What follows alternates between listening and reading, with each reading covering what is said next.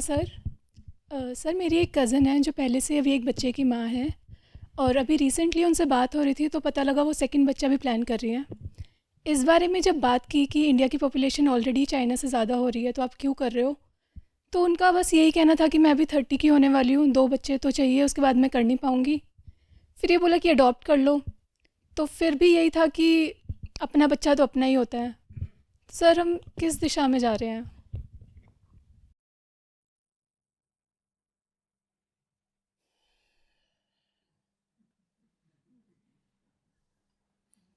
Maternity ward की दिशा में।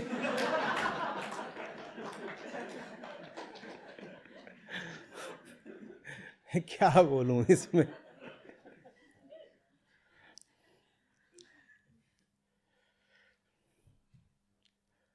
कुछ नहीं है करने को जिंदगी में, तो यही करो, और क्या है।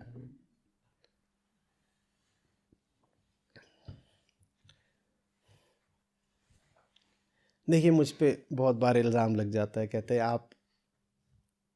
आप महिला हो क्या? जब महिला नहीं हो तो हमारे मुद्दों पर क्यों बोलते हो, और वो भी हमें अनाप शनाप क्यों बोलते हो? महिलाओं को बड़ी दिक्कत होती है।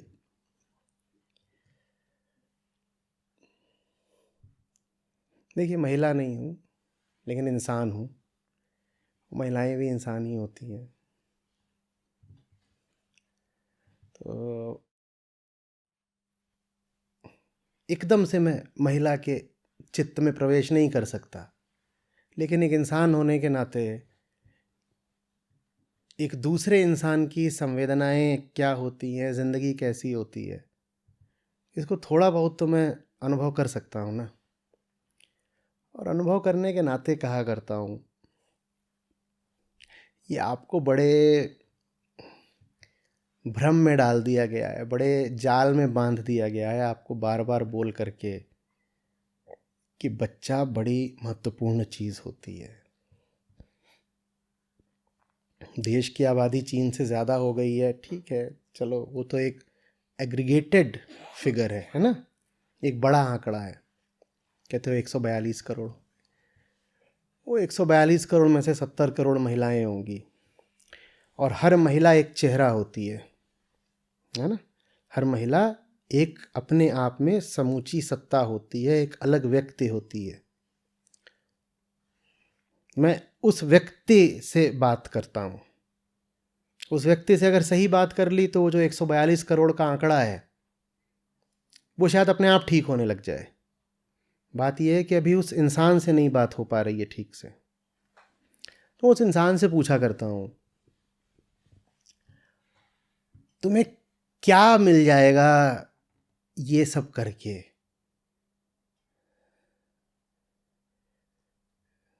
तुम अपनी बुद्धि से भी तो सोच सकती हो ना, या तुम्हें बस जो समाज ने, संस्कृति ने बता दिया उस पर ही चलना है, या जो पतिदेव ने पढ़ा दिया, सास ने, वही सुनना है?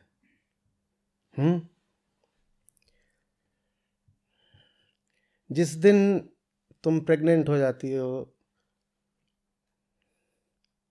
तुम्हारी जो साधारण गतिविधियां हैं वो रुकने लगती हैं। गर्भ के कुछ महीनों बाद तुम दफ्तर जाना बंद कर देती हो, अगर अगर जाती थी तो। बहुत सारी तो जाती ही नहीं है। पतिदेव का क्या जाता है? उनको तो सुख का पल मिला था, और उसके बाद भी उनकी गतिविधियां जैसी थी जीवन की, लगभग वैसी ही चलती रहती हैं।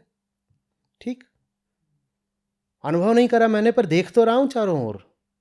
या अभी भी यही इल्ज़ाम लगाओगे आप महिला हैं नहीं, आपने अनुभव तो करा नहीं है? दिख तो रहा है ना क्या हो रहा है। तो पतिदेव तो अपना बाहर जा रहे हैं, कमा रहे हैं, कैरियर में भी तरक्की ले रहे हैं ना। दुनिया का भ्रमण कर रहे हैं, उनको भेजा है कंपनी ने, फलाने टूर पे जाओ, वहां भी जा रहे हैं, जो भी करना है कर रहे हैं, ज्ञान भी बढ़ रहा है उनका। और आपने क्या करा? आपके पर उतर दिए, अब आप घर में बैठिए, और घर में भी बैठ करके अब आपको ध्यान किस चीज पर देना है? सिर्फ देह पर। ये जो बॉडी सेंट्रिसिटी होती है, देह भाव, ये वैसे ही किसी भी जीव का नर्क होता है। और जिस दिन आप गर्भवती हो गई उस दिन आपको सिर्फ और सिर्फ देह बन के जीना है। अब लगातार अपनी देह पर ध्यान दो, जैसे एक बीमार आदमी को देना होता है अपनी देह पे ध्यान। एक आदमी बीमार हो जाए, उसको बड़ी दिक्कत रहती है, उसको लगातार यही सोचते रहना होता है अब कौन सी दवाई खाएं, अब कौन सी चीज़ नापें। अभी थोड़ी देर पहले बात चली थी, मुझे इसलिए नहीं पसंद है बार बार अपनी जांच कराना, डॉक्टर के पास आना, कुछ ना कुछ गड़बड़ निकल आता है। फिर वो कहते हैं इतनी इतनी दवाई नियमित रूप से लो, फिर वो कहते हैं अब इतने दिनों बाद ये सब टेस्ट रिपोर्ट लेकर के मेरे पास आओ, और उससे पहले भी ये टेस्ट। मेरा चित्त मुक्त रहने दो, मुझे काम करना है, मैं नहीं सोचना चाहता, मैं ध्यान नहीं रखना चाहता कि मुझे कितने बजे कौन सी दवाई खानी है। और मेरे पास नहीं कोई ऐसा सिस्टम है कि मैं वो दवाई वगैरह मुझे रिमाइंड करा दिया जाए या बना करके दवाई दे दी, ये सब है। तो मैं इसीलिए प्रिस्क्रिप्शन लेना ही नहीं पसंद करता कि मुझे मत दो। तो इस नाते बोल रहा था, और नहीं कोई बात है। और फिर वो बोलेंगे ये कराओ वो कराओ, कि तो CT स्कैन की मशीन में घुसना, वो दम घुटता मेरा, घुस जाओ वहाँ पे वो गोल गोल। तो इसलिए अब मुझे इतनी कोफ्त होती है इस बात से कि कोई मेरे ऊपर बार बार ये एहसास डाले कि मैं एक देह हूँ, कि अच्छा कम से कम 70 तरीके के वो वेरिएबल्स होते हैं। आप जब चेकअप कराते हो, लिवर के ही आ जाते हैं कम से कम 10 12 15 तरीके के, फिर ब्लड के आ जाते हैं, हार्ट के आ जाते हैं, सब के आ जाते हैं। उनमें से आपको अब लगातार देखते रहना है। बच्चा है तो बार बार जाके चेकअप कराइए। मन पूरे तरीके से देह भाव से आच्छादित हो जाएगा कि नहीं हो जाएगा? मैं देह ही तो हूँ, और इंसान है आप, कोई हरफन मौला, कोई आप सुपरमैन तो है नहीं। जब दिमाग पर देह का ही बार बार स्मरण आता रहेगा तो दिमाग और कोई ऊंची बात तो सोच नहीं पाएगा कि दर्शन, कला, साहित्य, विज्ञान कहाँ से सोच पाओगे? छोटा सा ही तो दिमाग होता है ना। वो छोटे से दिमाग में जब बॉडी ही भर गई, वो भी अपनी ही बॉडी नहीं, वो बच्चे की भी, तो आपके पास कहाँ से जगह बचेगी कि आप दुनिया की ऊंचाइयों के बारे में सोचो, जिंदगी को आगे बढ़ाने के बारे में सोचो। किसी का कुछ नहीं चाहता। जिन्होंने आपको बना दिया है कि आपको ही तो दुनिया की लाज रखनी है, आप ही को तो संस्कृति का बोझ अपने कंधों पर ढोना, उनका क्या जाता है? आप देखिए ना आपके साथ क्या हो रहा है। उसके बाद वो पैदा हो जाता है और आपको बताया जाता है इससे बड़ा सुख नहीं हो सकता, मातृत्व। एकदम हटाइए ये सब जो नोशंस हैं, कॉन्सेप्ट्स हैं, उनको हटाइए। आप लगातार एक जीव, और वो रोता है, हर समय रोता रहता है। आप सो भी रही हैं तो रो रहा है, और टट्टी पेशाब यही उसको लगातार करना है, और उसको आपकी देह से चिपकना है। उसको जिंदगी आपकी देह से मिलती है, उसको स्तनपान करना है हर समय। वो आपको खुला नहीं छोड़ सकता, वो आपको घंटे भर के लिए भी आजाद नहीं छोड़ेगा। कुछ अतिशयोक्ति कर रहा हूं तो बताइए। आपको बच्चा हुआ है, आप घंटे भर के लिए भी उससे मन हटा सकती हैं क्या? एक घंटा बहुत ज्यादा होता है, आप 15 मिनट के लिए नहीं हटा सकती। ऐसे मन का क्या होगा जिसमें अपनी देह तो घुसी हुई थी, अब एक देह और घुस गई है।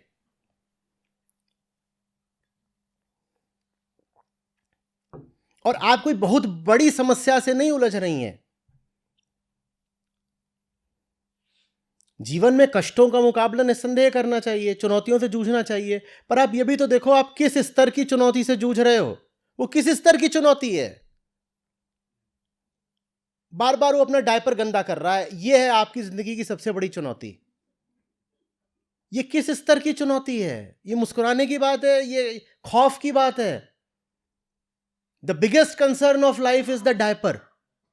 What kind of life is this? नहीं, कुछ नहीं, कुछ ऐसा है जो बस मुझे ही दिख रहा है, आपको कोई फर्क ही नहीं पड़ रहा उससे। ठीक है,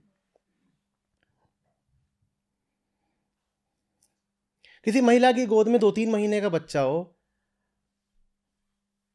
मेरी हिम्मत ही नहीं पड़ती कि मैं उससे कोई बहुत तात्विक बात कर पाऊं। क्या बात करूंगा मैं? मेरी बात के बीच में वो कूं कूं करने लगेगा, रो पड़ेगा, उसको हटना पड़ेगा। आप हंस कैसे रहे हो? आप पैदा हुए थे, आपकी मां का भी यही हुआ होगा। माओं को किस बात से, किस दमन से गुजरना पड़ता है, इस पर तो हम कभी ध्यान ही नहीं देते। और उस दमन की क्षतिपूर्ति कर देते हैं हम, बस उसको देवी बना करके। हम कहते हैं माँ का इतना दमन हुआ है तो चलो हम उसको सम्मान दे देते हैं, माँ देवी है। देवी बोल देने से उसकी क्षतिपूर्ति थोड़ी हो गई, उसकी जिंदगी तो खराब कर ही दी ना। और पतिदेव इतने में अपना बाहर घूम रहे हैं। इतने ही नहीं, उनको एक अतिरिक्त दर्प का, गर्व का बिंदु भी मिल गया है। क्या?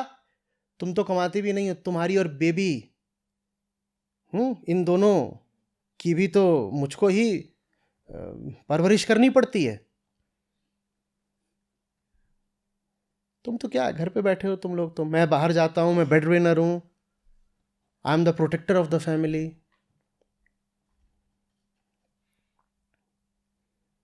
और ये घर में बैठ गई हैं चार दीवारों के बीच में, मन भी संकुचित हो रहा है, ज्ञान भी संकुचित हो रहा है, सरोकार भी बस देह तक ही सीमित रह जा रहे हैं।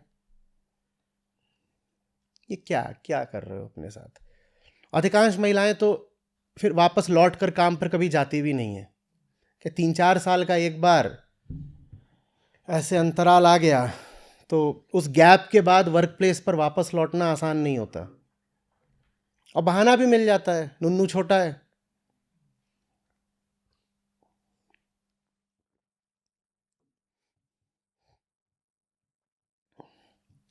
और पतिदेव कमा तो रहे हैं, मैं क्या करूंगी?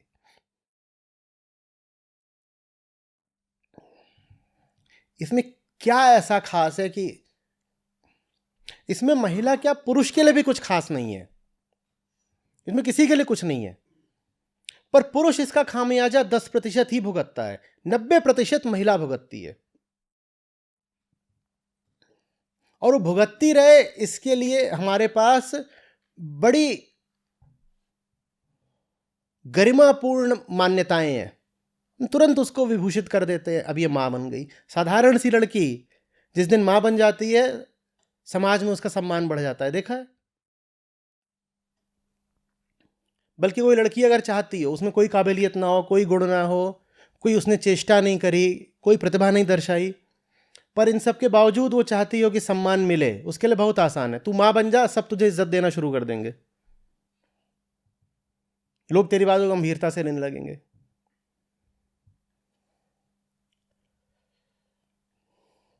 ये जो महिलाएं दुनिया में हर क्षेत्र में पिछड़ी हुई हैं, मैं जहां से देख रहा हूं, और हो सकता है मैं बिल्कुल गलत हूं,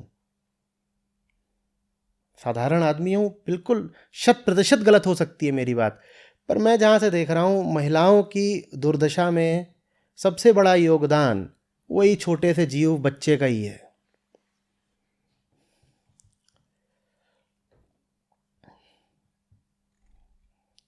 उसको, जो चाइल्ड बर्थ की पूरी बात है, इसको एक बड़ी चुनौती की तरह लेना चाहिए कि भाई अब क्या करें, प्रकृति ने शरीर ऐसा दिया है कि गर्भ हमको ही धारण करना है, पुरुष नहीं करेगा, तो उसको बड़ी चुनौती की तरह लेना चाहिए। किसी तरीके से इसमें कांटे से कांटा निकाल दिया जाए, सूक्ष्मता से बस सुई में धागा निकाल करके काम चला लो, इतना इतना हल्के में नहीं ले सकते इसको। और हल्के में लेने का मतलब होता है कि एक के बाद एक 2 बच्चे 3 बच्चे कर लिए,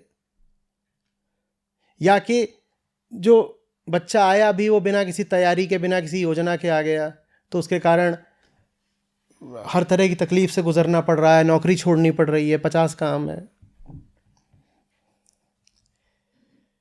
जिस दिन महिलाओं को ये समझ में आ गया कि ये बच्चा पैदा करना उनके लिए बड़ी दुर्दशा का काम है, उस दिन आबादी की समस्या बचेगी कहां?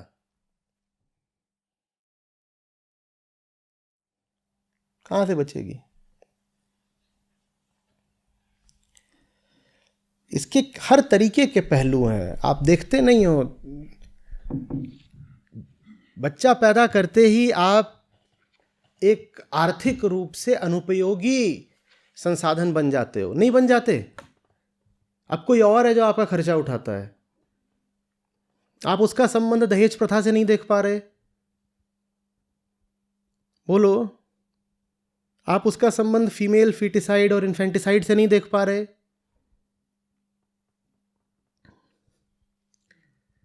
भाई ये कमाने धमाने वाली चीज तो है नहीं, ये क्या करेगी? ये घर में पड़ी रहती है, ये घर में पड़ी रहती है। पहले पिता के घर में पड़ी थी, अब पति के घर में पड़ती है। पिता के घर में पड़ी थी तो उसका खर्चा कौन उठा रहा था? पिता। सामाजिक जिस तरीके से हिसाब किताब चलता है, मैं सामाजिक मन का हिसाब किताब बता रहा हूं आपको। पहले पिता के घर में पड़ी थी तो खर्चा कौन उठाता था? पिता। अब जाके पति के घर में पड़ी रहेगी, बच्चे पैदा करती रहेगी, तो वहां खर्चा कौन उठाएगा? तो अब पिता का खर्चा रुक गया, पति का खर्चा शुरू हो गया, तो इसलिए अब पिता दहेज देगा। आप देख रहे हो ये जो लगातार घर में पड़े रहने वाली बात है, जिसका बहुत बड़ा संबंध चाइल्ड बर्थ से है, वो दहेज प्रथा के मूल में है चीज। और जब दहेज देना ही है तो मैं लड़की पैदा ही क्यों करूं? 2 लड़कियां पहले से, तीसरी आ रही है, उसको मार दो, गर्भ में ही मार दो। अब समझ में आ रहा है लड़कियां गर्भ में क्यों मरती हैं? क्योंकि लड़कियां ही गर्भ धारण करती हैं।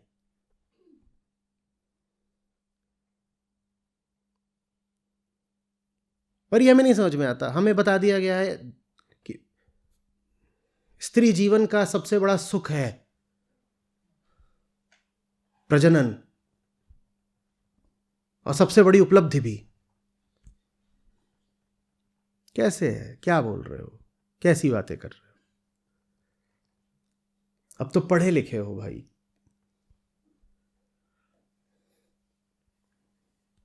तुम टेनिस खेलने जाते थे, तुम 3 साल तक नहीं खेलोगे, या कम से कम 8-10 महीने नहीं खेलोगे, या साल भर। क्या होगा तुम्हारी सर्विस का? क्या होगा तुम्हारे बैकहैंड का? बताओ तो सही, साफ। और जब लौटोगे कोर्ट पर तो 5-10 किलो बढ़ाकर लौटोगे। कोच भी कहेगा कि मैं दूसरों पे ज्यादा ध्यान देता हूं, ये तो मम्मी बन चुकी है, इन पे क्या ध्यान देना है। और मम्मी वहां टेनिस खेल रही हैं, वो क्या करोगे? कोर्ट में उसको लेके जाओगे, बंडल ऑफ जॉय को। जैसे एक बॉल बॉय होता है, एक बंडल बॉय भी होगा जो बच्चा लेके घूमेगा टेनिस कोर्ट पे। क्या करोगे? हाइकिंग ट्रेकिंग का शौक था, कर लो। अच्छी स्विमर बन गई थी, स्कूल में 4थी क्लास से ही स्विमिंग सीखनी शुरू कर दी थी। अब कर लो स्विमिंग। और ये तो मैं एक बच्चे की बात कर रहा हूं, यहां तो 2-2 3-3 रख के बैठती हैं। एक 6 साल का, फिर एक 3 साल का, फिर एक 6 महीने का। समेट लो तीनों को, दुर्दशा देखो।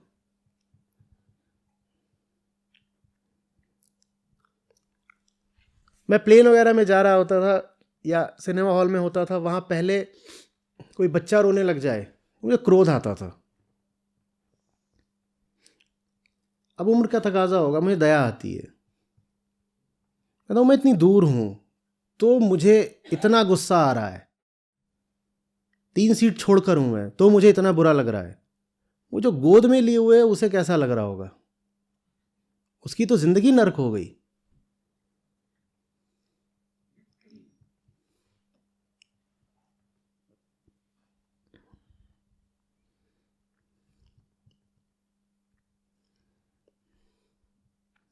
मैं इसको एक राष्ट्रीय आपदा नहीं मान रहा कि 142 करोड़ भारतीय हो गए और दुनिया में सबसे पॉपुलेटेड ये देश है और जनसंख्या विस्फोट हो रहा है।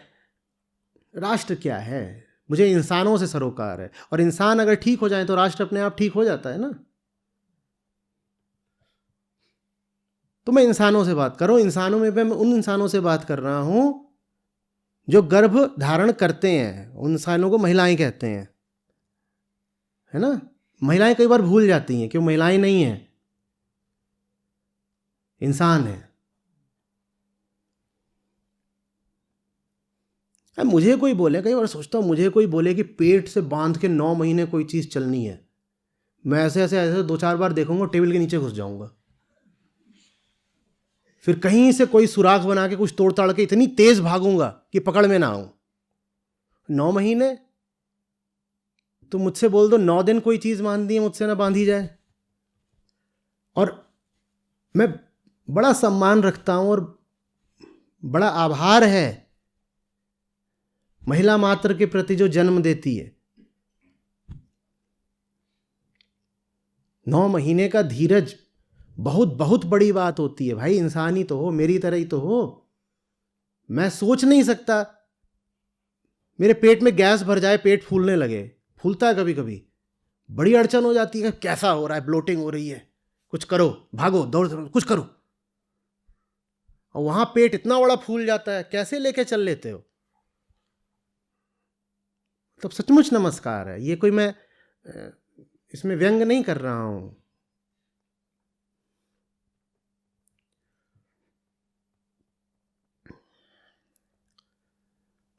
पर हो गया, बहुत धीरज दिखा लिया, 800 करोड़ बार धीरज दिखा लिया। एक एक इंसान जो आपको आज जीवित दिखाई दे रहा है वो किसी महिला के धीरज का प्रमाण है।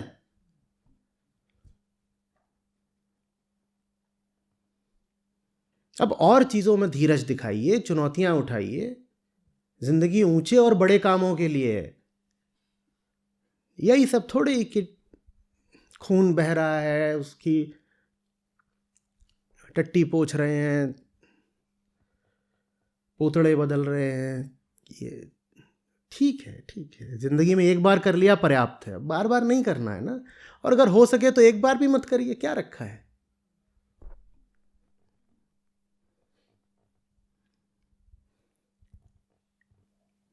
एक छोटे बच्चे को लेके महिला खड़ी हुई भी जाड़े के दिनों में, परी चौक की तरफ से निकलिए तो वहाँ कई बार बस वगैरह का इंतज़ार कर रही होती है महिलाएं।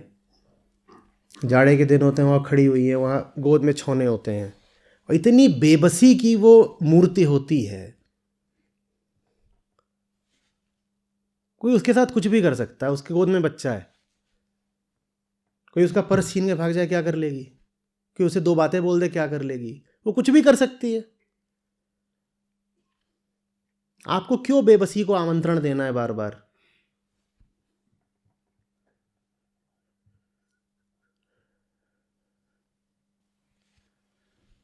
कुछ अधिक बोल दिया हो तो क्षमा करिएगा, पर सद्भावना में ही बोल रहा हूं, कोई मैं टॉन्ट नहीं मार रहा हूं।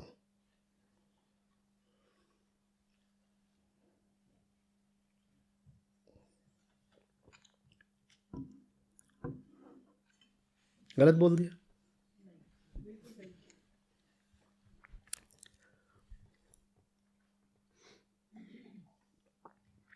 ठीक है, छोटे बच्चे क्यूट होते हैं, पर ठीक है यार, हो गया। क्यूटनेस वगैरह घंटे 2 घंटे अच्छी लगती है, और वो क्यूट भी ना दूसरों के लिए होते हैं, बाहर वालों के लिए। जब माँ उनको नहला के धुला के बाल में तेल लगा के कंघी वंघी करके टोपा डाल के तैयार कर देती है, तो बाहर वाले आते हैं, ऐसे ही होता है ना, बाहर वाले आते हैं, ऐसे गोद में ले लेंगे, बोलेंगे कितना क्यूट बेबी, कितना क्यूट बेबी। अभी बेबी हक दे तो तुम साफ करोगे, तब तब क्यूटनेस धरी रह जाएगी सारी। सही बोल रहा हूं कि नहीं। तो क्यूटनेस वगैरह भी बाहर वालों के लिए होती है। वो बेबी वाकई क्या चीज है ये तो माँ से पूछो। बाप को भी कम पता होता है, माँ को ज्यादा पता होता है वो कितना क्यूट है।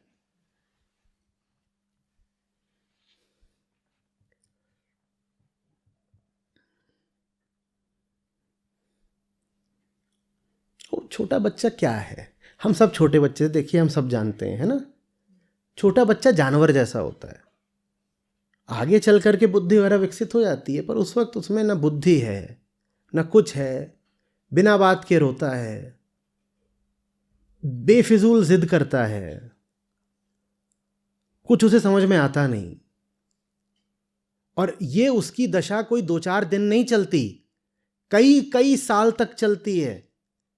कोई मनुष्य किसी दूसरे मनुष्य की इस दशा को क्यों झेले कई सालों तक, मैं पूछ रहा हूं। और मां बच्चे के लिए जितनी मेहनत करती है वो ज्यादातर मेहनत करती है जो एकदम जान उड़ेल देने वाली मेहनत लगती है, वो लगती है बच्चे के आरंभिक वर्षों में, ठीक। और प्रकृति ने महिला के साथ इतना भद्दा मजाक करा है कि बच्चे को अपने आरंभिक 3-4 सालों की कोई स्मृति ही नहीं रहती। मां ने जान उड़ेल दी बच्चे के लिए, और प्रकृति ने व्यवस्था यह कर रखी है कि बच्चे को याद ही नहीं रहेगा। आप में से किसी को याद है आप जब 1.5 साल के थे तो आपकी मां आपके लिए क्या करती थी? किसी को याद है? आप जब 1.5-2 साल के थे तब आपको सबसे ज्यादा जरूरत पड़ती थी अपनी मां की सेवाओं की। किसी को याद है? या 6 महीने के थे आप तो आपकी मां आपकी किस किस तरह सेवा करती थी, कुछ याद है? देखिए प्रकृति ने कितना क्रूर मजाक करा है स्त्री के साथ। बच्चे को याद ही नहीं रह जाएगा कि उसकी मां ने उसके लिए क्या क्या करा है। और यही बच्चा, मां ने अपनी जिंदगी खराब कर दी, कैरियर खराब कर दिया, ज्ञान खराब कर दी, अध्यात्म खराब कर दिया, मुक्ति से चूक गई। मां ने सब कुछ अपने लिए, बच्चे के लिए ही कर डाला। और बच्चा 8-10 साल का होगा और वो अपनी अलग दुनिया देखनी शुरू कर देता है, हाँ या ना? यही बच्चा जो बात बात में मम्मी 6-8 साल का होते ही मां से चीजें छुपानी शुरू कर देता है। छुपाता है कि नहीं? वो नहीं बताएगा आपको कि स्कूल में आज क्या कांड करके आया। और अभी है वो 3री क्लास में या कि पहली कक्षा में है, 6 साल का है, और वो मां से झूठ बोलना भी शुरू कर देगा, चीजें छुपानी भी शुरू कर देगा। किसके लिए अपनी जिंदगी खराब कर रही हो?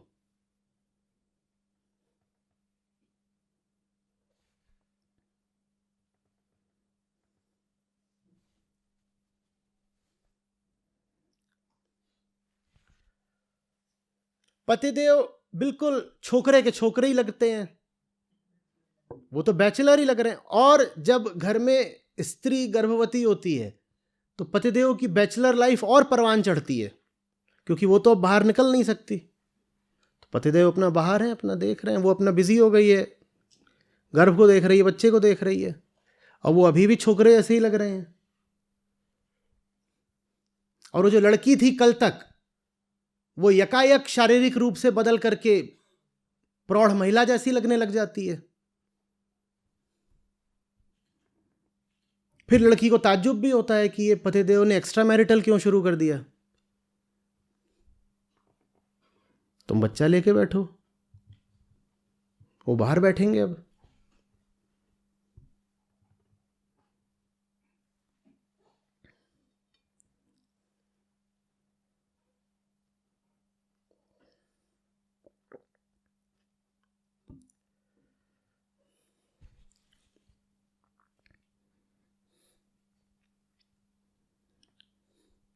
किताबों की दुकानों पर एक अलग सेक्शन होता है जहां सब मम्मियां खड़ी होती हैं। फिलॉसफी का सेक्शन होगा, वहां आपको अधिकांशतः पुरुष नजर आएंगे, लिटरेचर पुरुष नजर आएंगे, साइंस पुरुष नजर आएंगे, बिजनेस मैनेजमेंट पुरुष नजर आएंगे, और एक पूरा सेक्शन होगा वहां सब मम्मियां नजर आएंगी। कौन सा सेक्शन होता है वो? Baby care. तो कुल मिलाकर के इतना साहित्य बचता है महिला के जीवन में, बेबी केयर। वो वहां पे, या फिर बच्चे के लिए किताबें देख रही हैं, वो हो गया है 2.5 साल का, तो उसमें इतना बड़ा ए लिखा हुआ है।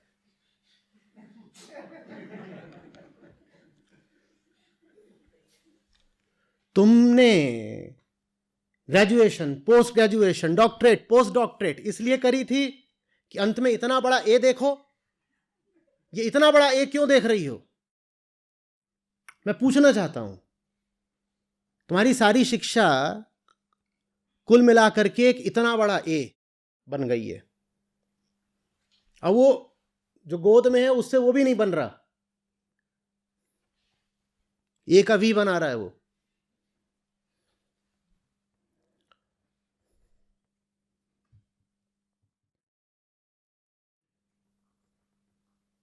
इन्होंने स्पेक्ट्रोमीट्री में पीएचडी करी है माता जी ने, और सारी स्पेक्ट्रोमीट्री क्या काम आ रही है? क से कमल।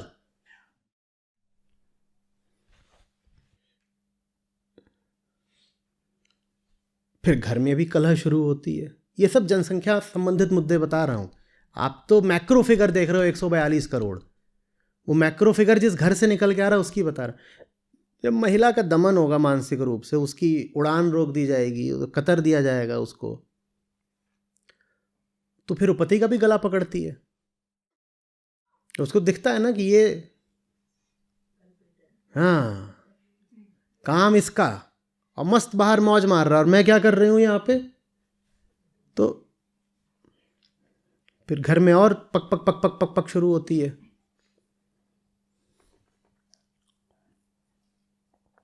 और पति इतना मासूम, बेचारे को समझ में नहीं आता मैंने क्या कर दिया, तुमने क्या कर दिया।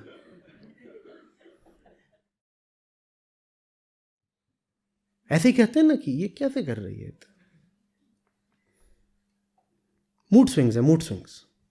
बच्चा जब से हुआ है तब से हार्मोनल इम्बैलेंस हो गया है। कुछ भी बोलती, कुछ भी करती है, बिना बात के गला पकड़ती है। बिना बात के नहीं गला पकड़ रही है, तुमने उसकी ज़िंदगी खराब कर दी है, इसलिए गला पकड़ रही है।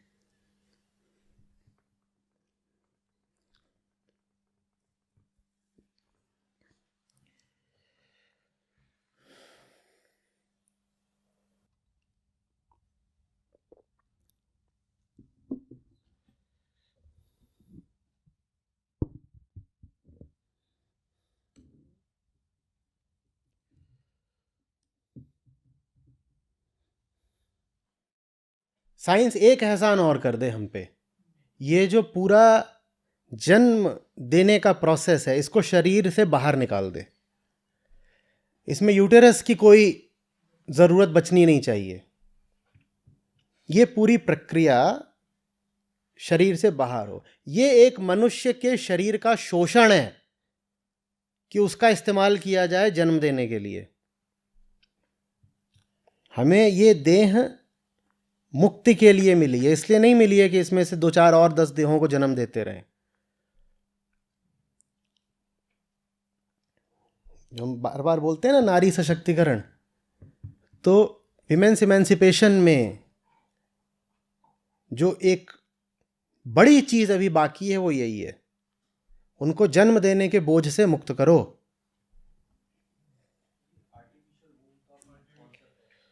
जैसे भी करना है करो, आर्टिफिशियल वूम में करो, बाहर करो, प्रयोगशाला में करो, फैक्ट्री में करो, टेस्ट ट्यूब में करो, जहाँ करना है करो।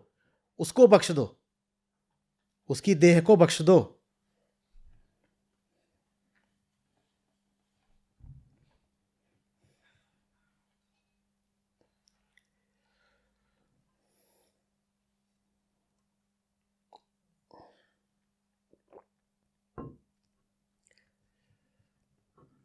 नमस्कार आचार्य जी, मैं न्यूजीलैंड से आई हूँ।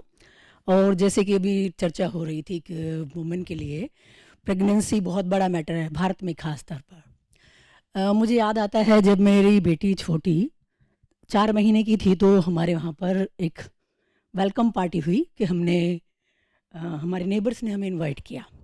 और मेरे एक नेबर है वहाँ पर, उसको मैंने पूछ लिया ऐसे ही, जैसे कि मानसिकता बनी हुई है कि आपके कितने बच्चे हैं। वो लेडी बोलती है मेरे बच्चे नहीं हैं। But don't you dare to think that I am not able to produce child, I just don't want to produce child, but I don't understand the mentality of Indian people, why they ask this question from me. This is not the first time that somebody has asked this question to me.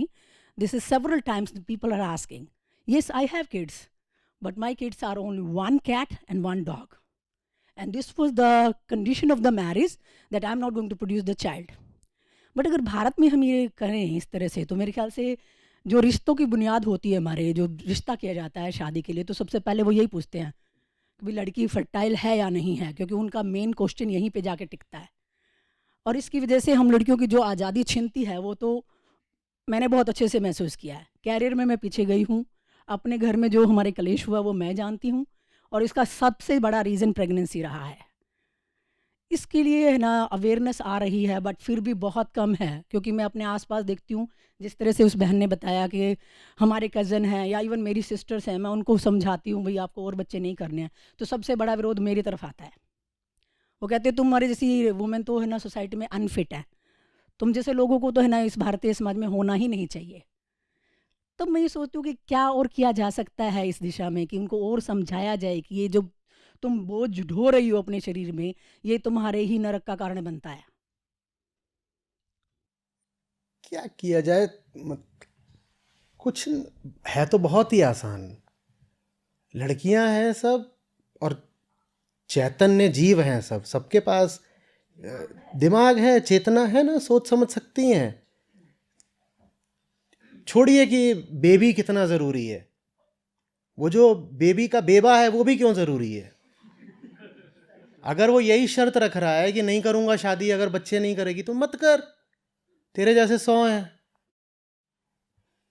नहीं करनी है ना, क्या ज़रूरत है जीवन में एक पुरुष को अनिवार्य रूप से रखने की। करना क्या है आप, बड़ा ये डर रहता है लड़कियों में। और बड़ी मैंने इसमें चेष्टा भी करी है, लेकिन समझ में नहीं आता है कितना ज़्यादा गहरा है। अकेलेपन का, लोनलीनेस का, इनसिक्योरिटी का, कि कोई तो होना चाहिए ना, कोई तो होना। हटेगा हटेगा हटेगा बिल्कुल, पता नहीं कितने, लेकिन अभी साल या दशक लग जाएंगे, हट जाएगा। और ये कोई ऐसी चीज़ नहीं होती कि जब हटता है तो सब में हटता है। इसमें हमेशा एक तबका होता है महिलाओं का ही जो समय से आगे चलता है, और फिर बाकी जो होती हैं वो उनका अनुगमन करती हैं। तो वो जो समय से आगे चलने वाली महिलाओं का एक तबका है वो भारत में भी पैदा हो चुका है। और मैं समझता हूँ सैकड़ों नहीं, कई कई हज़ार ऐसी लड़कियां हैं जिनको मेरी बातें बड़ी स्वाभाविक लग रही होंगी, जो बल्कि अगर जो मैं अभी बोल रहा हूँ इसको सुनेंगी कभी तो कहेंगी कि ये सब बातें बोलने की भी क्या ज़रूरत है, ये सब बातें तो ऑब्वियस हैं। लेकिन मेरी ये बातें अभी बस मुश्किल से कुछ हज़ार लड़कियां होंगी जिनको बिल्कुल सहज और ऑब्वियस लग रही होंगी। ज़्यादातर लड़कियों को, महिलाओं को, 99% को मेरी ये बातें एकदम ऐसी लगेंगी कि ये क्या बोल दिया, क्यों बोल दिया, इतनी कड़वी गंदी गलीज बात क्या कह रहे हैं ये। लेकिन यही बात जो आज आपको इतनी असामान्य लग रही है या कटु लग रही है, यही बात आप पाओगे कि आज से कुछ दशक बाद आपको बिल्कुल सामान्य लगेगी और आप कहोगे हाँ ये बात तो ऐसा तो होना ही चाहिए, ये बात तो बिल्कुल ठीक है। बस आज आपको मेरी बात नहीं समझ में आ रही है। मैं कह रहा हूं आपको पुरुष चाहिए ही क्यों। अध्यात्म में पुरुषों के लिए तो ब्रह्मचर्य रख दिया गया, महिलाओं को ये बात समझ में नहीं आती। पुरुषों को कम से कम एक विकल्प तो बता दिया गया कि स्त्री के बिना भी जीवन है और उच्चतर जीवन है। ब्रह्मचर्य का और क्या मतलब है कि कामनाओं में नहीं फंसना है, खास तौर पर देह की कामनाओं में नहीं फंसना है, इसको ब्रह्मचर्य बोलते हैं। ठीक है, तो पुरुषों को तो ये बात बहुत पहले से समझ में आ गई थी कि इन चक्करों में न फंसना ही बेहतर है। तो हमने फिर ब्रह्मचारियों को बहुत सम्मान दिया और उनको ऊंचा माना, आदर दिया। इससे क्या पता चलता है कि जिस पुरुष को ये बात समझ में आ गई कि ये बच्चा और ये कामना और ये स्त्री, ये सब चीज़ें ऐसे ही हैं, बेकार, फिजूल, हम समझ गए कि इसने कोई बहुत बेहतरीन बात पकड़ ली है, हमने उसको सम्मान देना भी शुरू कर दिया। आप कहते हो ना ब्रह्मचारी आ रहे हैं, तो महिलाओं को ये बात हमने कभी समझाई ही नहीं कि ब्रह्मचर्य उसके लिए भी ऊंची बात है, तुम्हारे लिए भी ऊंची बात है। जैसे पुरुष ज्यादा सम्मान का अधिकारी हो जाता है जब वो कहता है कुछ नहीं रखा स्त्री वगैरह और इन सब घरेलू चपड़ों में मुझे फंसना ही नहीं है, तो पुरुष ज्यादा सम्माननीय हो जाता है ना, तो आप बोलते हो तो सन्यासी, ब्रह्मचारी। वैसे ही स्त्री भी ज्यादा सम्माननीय हो जाती है जब वो कहती है नहीं चाहिए न बेबी न बेबा।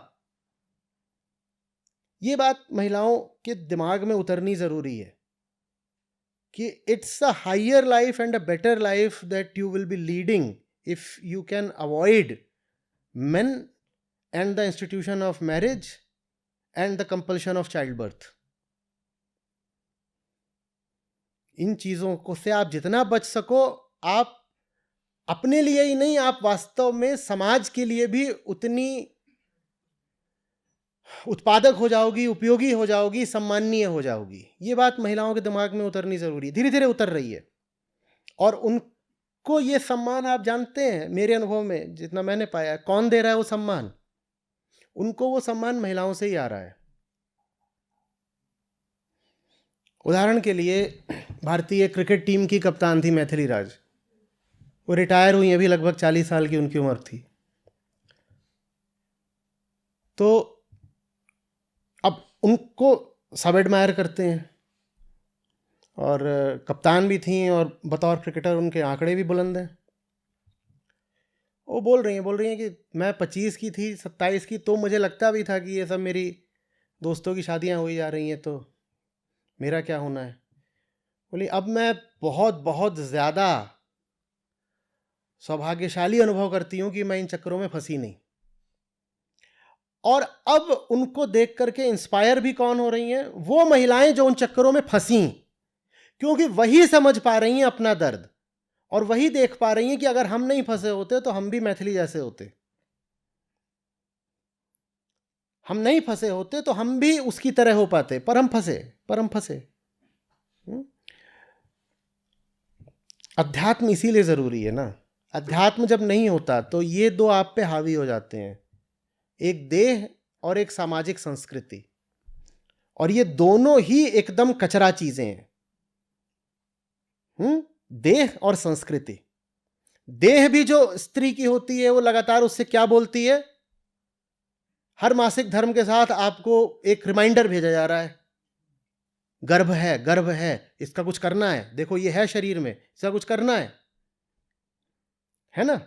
आपको कभी पता चलता है कि आपके पास एक किडनी है? नहीं पता चलता। आपको पता चलता है लिवर, ये सब अपना काम कर रहे हैं, भीतर और न जाने कितनी चीजें अपना काम कर रही हैं। पर प्रकृति ने ऐसा खेल रचा है कि आपके पास एक गर्भाशय है, ये आपको हर महीने याद दिलाया जाता है। तो एक तो देह चाहती है कि आप,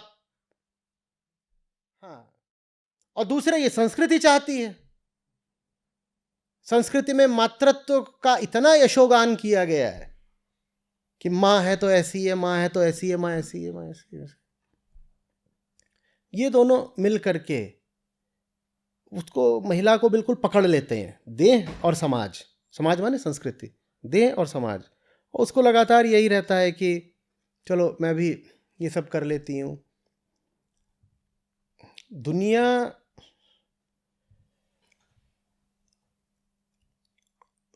की जो चेतना के तल पर अब प्रगति होनी है इस बिंदु से आगे, उसमें महिलाओं को इंसान मान करके देह से उनकी मुक्ति बड़ा निर्णायक कदम होगा।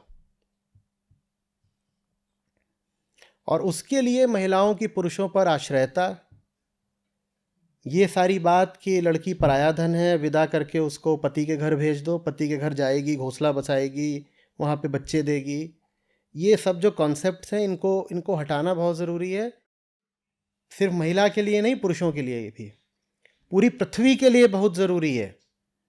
एक एक जो पृथ्वी पर प्रजाति है उसको भी अगर बचाना है तो बहुत ज़रूरी है कि ये जो महिला के मन में तमाम तरीके के जाल बैठा दिए गए हैं, इनको अब हटा दिया जाए। देखिए, भूलिएगा नहीं, हम बार बार बोलते हैं ना, the family is the unit of the society. वो छुपाने वाली बात है। The family is the unit of consumption. गौर से समझिएगा, सोसाइटी वगैरह की होगी family unit, family is the unit of consumption. आप अपनी ज़िंदगियों में थोड़ा सा वापस जाइए और देखिए कि आप जब बैचलर थे तब कितना कंजम्पशन करते थे किसी भी चीज़ का, और जिस दिन आपने घर बसा लिया तब आपका कंजम्पशन लेवल क्या हो गया। देखिए ज़रा, देखिए ना।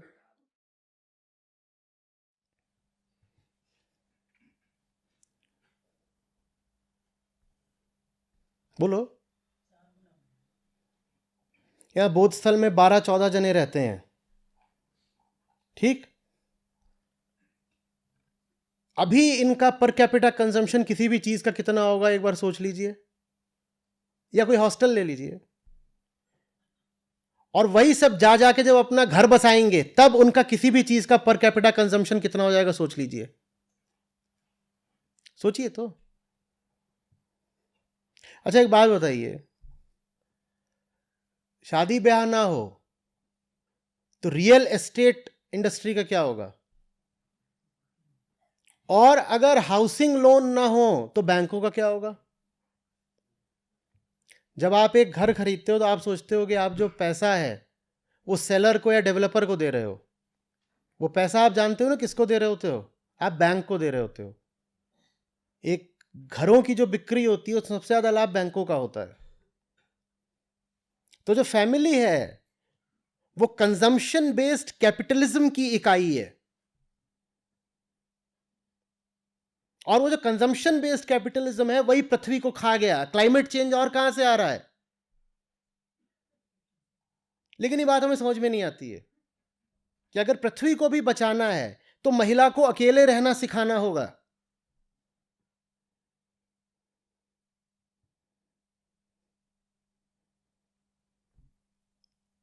आप जब अपने घर में होते हो या हॉस्टल में होते हो, या हॉस्टल में नहीं भी हो, अपने घर में नहीं हो, कहीं काम कर रहे हो तो किसी डॉर्म में रह रहे हो या पीजी में रह रहे हो, तो तब आपके पास एक कमरा होता है।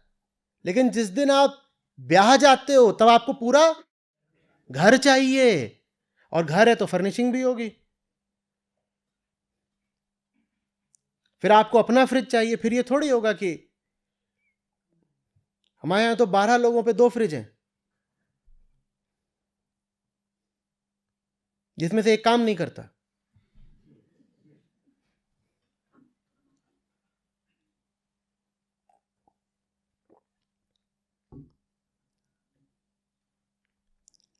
चौदह लोग और 6 खरगोश, एक फ्रिज में काम चल रहा है।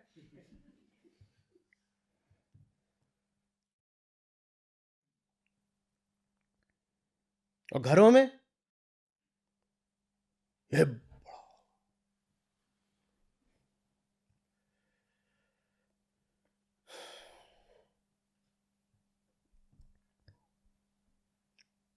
यकीन ही नहीं होता ना ये सब बात सुन के। अच्छा, एक नई ऐसी जिंदगी हो सकती है? हाँ, हो सकती है, बिल्कुल हो सकती है, और बहुत सुंदर और सार्थक हो सकती है। वही सुंदर है, वही सार्थक है। ये जो आप जिंदगियां जैसी देख रहे हैं, ये जिंदगियां नहीं है, ये बर्बादियां हैं।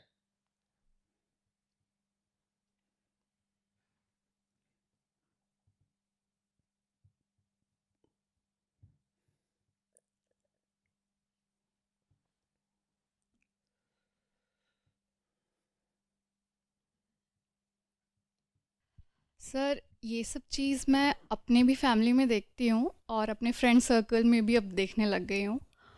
तो इस पे मैं क्लाइमेट चेंज ये सब का तर्क नहीं समझ में आता है उनको।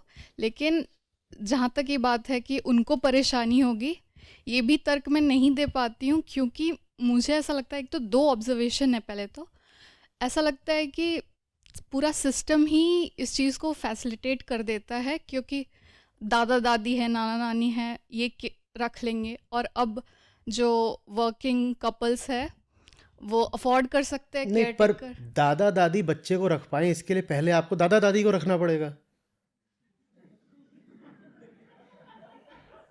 ये कैसा समीकरण है? यही हो रहा है, उन्हें पता ही नहीं चल रहा कि वो परेशान है।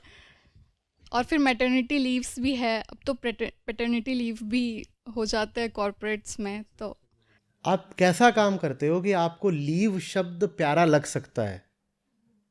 बार बार कहा है ना, काम ऐसा होना चाहिए कि कोई लीव दे भी तो भी आप न लो। तो ठीक है, सरकार ने कानून बना के या कंपनियों ने व्यवस्था कर दी है कि आपको इतने दिन की मैटरनिटी पैटर्निटी लीव मिलेगी। ये आपके लिए खुशी की बात है कि आपको इतने दिन तक अपने काम से दूर रहना पड़ेगा? ये आनंद की बात है? इसमें क्या है? और आप काम से दूर हो, चलो ठीक है, तनख्वाह मिल रही है, काम का अनुभव भी मिल रहा है। सरकार में तो चलो सीनियरिटी प्रिजर्व हो जाती है, कॉर्पोरेट में भी हो जाएगी। वहाँ सीनियरिटी पे चलता है क्या काम? वहाँ तो परफॉर्मेंस पे चलता है। ठीक है, आपने ले ली लीव, आप घर पे पड़े हो, that is as good as a demotion. Practically यही तो हो गया ना, आपके साथ वाले आगे निकलेंगे। मैं प्रतिस्पर्धा की नहीं बात कर रहा, मैं योग्यता की बात कर रहा हूँ। आप जब काम नहीं कर रहे हो, घर पे बैठ के बच्चा पाल रहे हो, तो आपकी योग्यता में उन्नति हो रही है क्या? फिर लेकिन जो एटलीस्ट जो कॉर्पोरेट में जो भी है, वो यही कहते हैं कि ये तो ठीक है, पैसे आ जाते हैं, लेकिन इससे इनर फुलफिलमेंट तो नहीं आती है। तो एक तरह से अपना मिसप्लेस्ड पर्पस इस चीज़ में। हाँ, तो वही है ना, आपको पता ही नहीं है कि इनर फुलफिलमेंट किस चीज़ से आएगी, तो फिर आप ये सब करते हो नाटक। इससे थोड़ी आ जाती इनर फुलफिलमेंट। या ये लिटरल ले लिया इसको कि filling up the womb is inner fulfilment. ये क्या है? ये कुछ नहीं, इससे इनर फुलफिलमेंट नहीं आ जाती। ऐसे तो फिर जितने पशु हैं अस्तित्व में, इन सबको इंटरनली बड़ा फुलफिल्ड होना चाहिए था ना। ये हर समय बच्चे ही पैदा करते रहते हैं, नहीं करते। खरगोश 4-6 महीने का हो जाता है, वो बच्चे पैदा करना शुरू कर देता है। सब फुलफिल्ड बनीज घूम रहे हैं ऐसे, अहम ब्रह्मास्मि।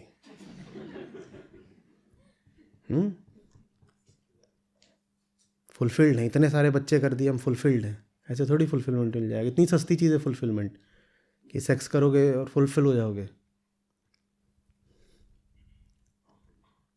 ऐसे नहीं होता। वो तो उन्हें भी पता है जिन्होंने कर लिए। यहाँ माँ बाप कितने बैठे हैं भाई? आप फुलफिल हो गए?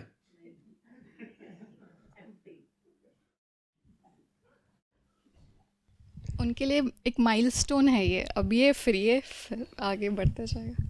बच्चे को अच्छा नहीं लगेगा कि उसको आप बताओगे कि बेटा तू माइलस्टोन था।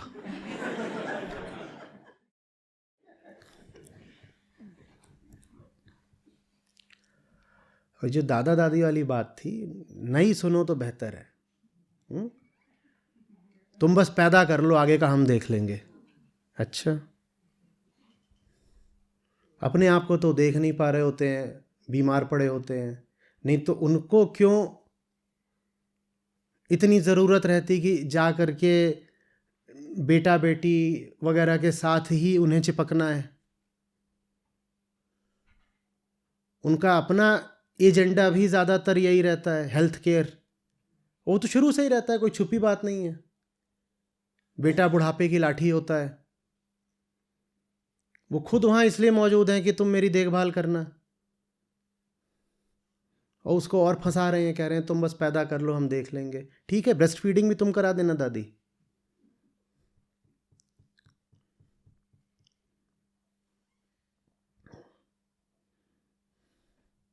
शादी में भी ऐसे ही बोलते हैं, बेटी तू शादी कर ले, आगे का हम देख लेंगे। माँ एग्जैक्टली क्या देखोगी तुम? Let's be specific. वो देखूंगी, मैं देखूंगी, और मैं बता भी नहीं सकती। नहीं, हम देख लेंगे। क्या देख लेंगे? क्यों ऐसी चीज़ की जिम्मेदारी की घोषणा कर रहे हो जो जिम्मेदारी तुम ले नहीं पाओगे? ये बड़ी गैर जिम्मेदाराना बात हो गई ना, कि मैं किसी ऐसी चीज़ की पेशकश करूं जो जिम्मेदारी मैं वास्तव में उठा नहीं सकता, लेकिन कह ये रहा हूं कि तू बस कर दे, आगे का मैं संभाल लूंगा। कैसे संभाल लोगे?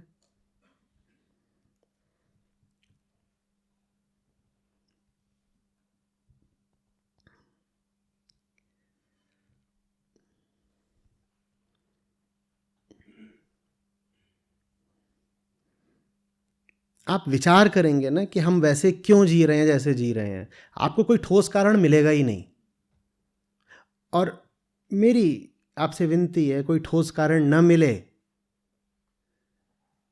हाँ, तो मत करिए ना वो सब जो करने के लिए आपको कहा जाता है।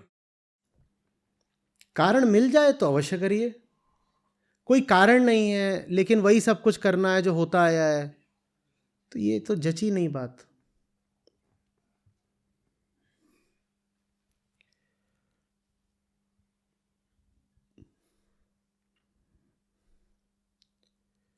एक हॉरर होता है कि किसी की लाश गिरा दी, और लगभग बराबर का भयानक दृश्य होता है कि कुछ पता नहीं, कुछ जानते नहीं, एकदम बेहोशी में किसी को पैदा कर दिया। वो बिल्कुल बराबर की हॉरिबल बात होती है।